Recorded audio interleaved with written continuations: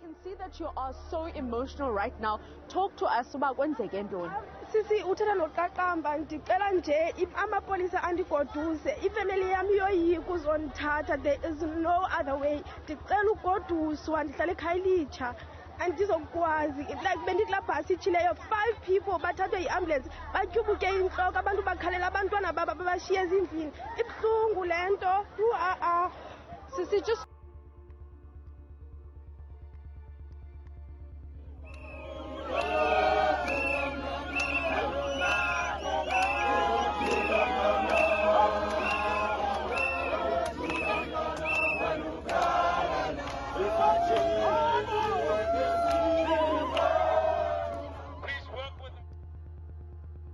On the 12th of April 2022, it is alleged that members of the Cape Organization for the Democratic Taxi Association, or CODETA, stormed the offices of the Intercape bus services.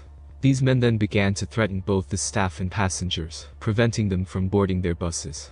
They also threatened to start a war with the Intercape buses, telling the office managers and also the passengers that blood will shed if they continue to use the buses for long-distance travel. Only 2 weeks after this happened, on the 25th of April 2022, as an Intercape bus slowly exited its Cape Town Industrial Depot, an unidentified masked man walked towards the bus and fired over a dozen bullets at the bus before fleeing. Video footage from inside the bus shows the driver and passengers scrambling for cover while the bus is still moving, trying to open the doors.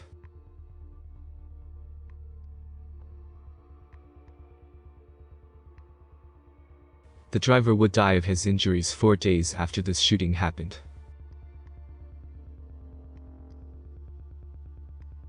Between January 2021 and February 2022, over 200 incidents of shootings, stonings, and other acts of violence and intimidation directed at bus drivers have been reported to the South African Police Service in the Western Cape province alone. Taxi associations would randomly start attacking the buses by stoning and shooting at them. The stoning and shooting got so bad that Intercape buses stopped servicing certain areas. One manager at the Intercape offices has also claimed that here were attempts by senior figures from the taxi associations to extort money directly from Intercape. He says he was told that in order to make the problem go away, all Intercape had to do was pay. The competition over routes, and in particular, the issuing of long-distance licenses, triggered the now long-standing conflict. Among other demands, taxi associations want buses to pay cash levy for using particular routes, restrict the number of buses operating daily, and amend bus operating licenses to make a timetable that would be acceptable to the taxi associations.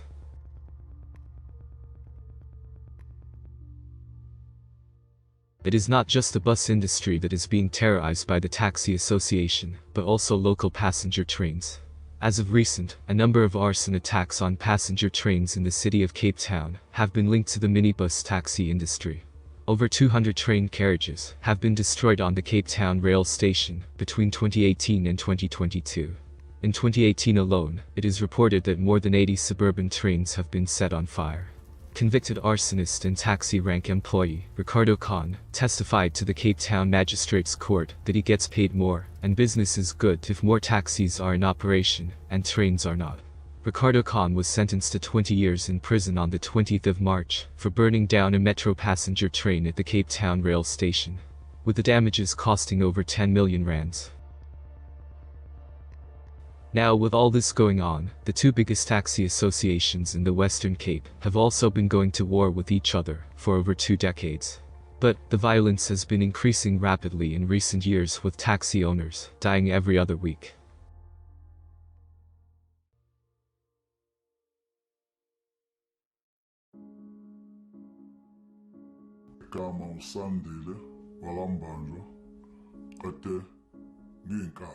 Hitmen.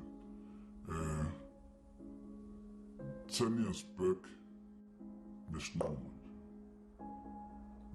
bekwazi ukuthi mase kufike thina mekuthiwa kufika osandile nabo bantu abadabule ngoba bayazi ukuthi yonke into esendleleni siyayihlinza.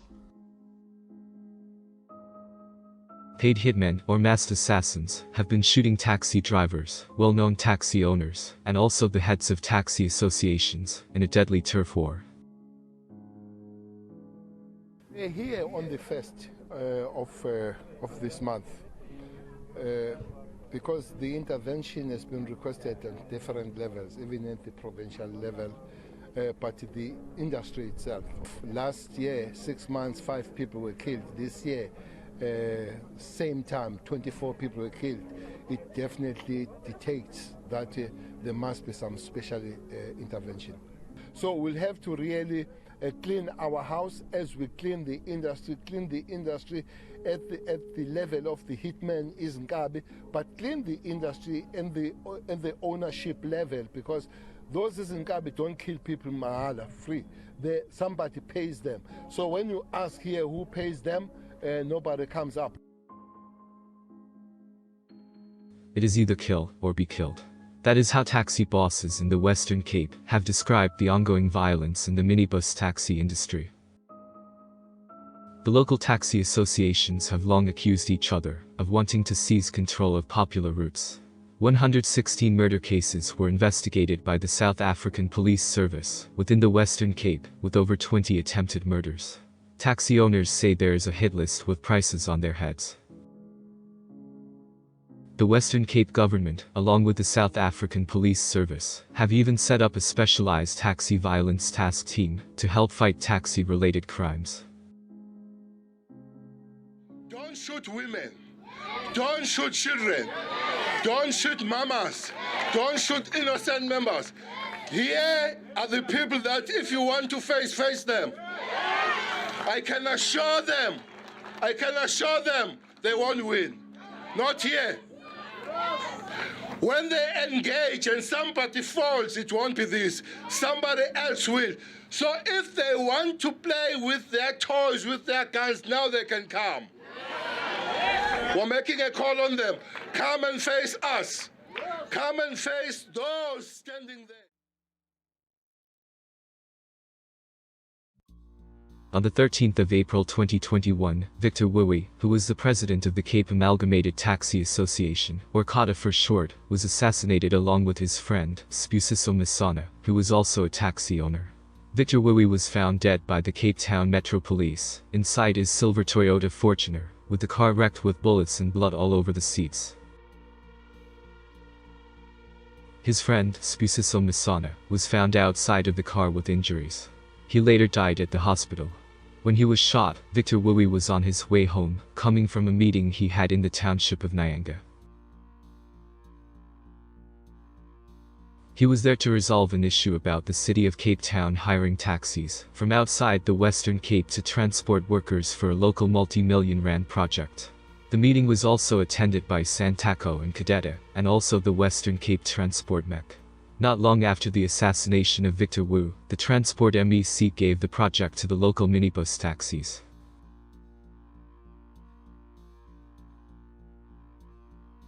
This is Mzolo Debela. He was the chairperson of the Congress of Democratic Taxi Associations, Kadeta, and also the deputy chairperson of the South African National Taxi Council, or Santaco, until his death in January this year. He was killed in the township of Kailitsha, and his body was found dumped near Monwabisi Beach, with gunshot wounds in the head by Metro Police. He was declared deceased on the scene by medical personnel. This alleged hit on Mr. Tabela came 3 days before the chairperson of Kadeta was about to sign a contract, which was going to bring back the N2 Express service. Kadeta is a shareholder in a company called N2 Express, which operated the My City Bus Express service to Kailitsha and Mitchell's Plain. The bus service ran from 2014 until it was stopped in 2019 following allegations of corruption amongst shareholders, including Kadeta. In 2021, the city of Cape Town announced that it had planned to sign a new agreement with Kadeta and the N2 Express vehicle, which would allow the service to return, but the death of the president of Kadeta put it to a stop.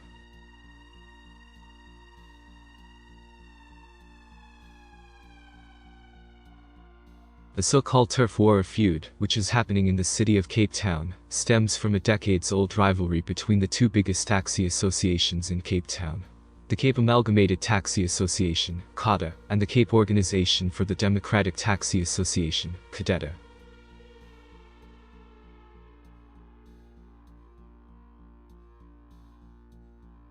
The Cape Organization for the Democratic Taxi Association, CADETA, is an umbrella body for minibus taxi operators in the Western Cape Province.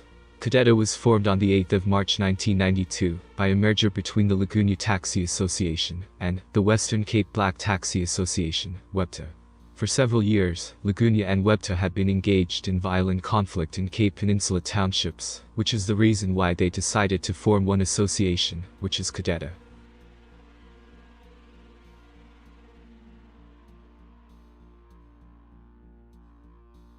Although a relative period of calm followed CADETA's formation, in 1994 however, a group of former WEBTA members broke away from CADETA and formed a rival mother body.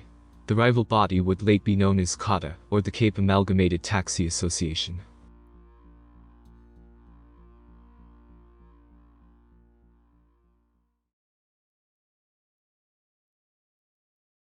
The rivalry between CATA and CADETA grew and resulted in many violent clashes that led to the 1996 agreement.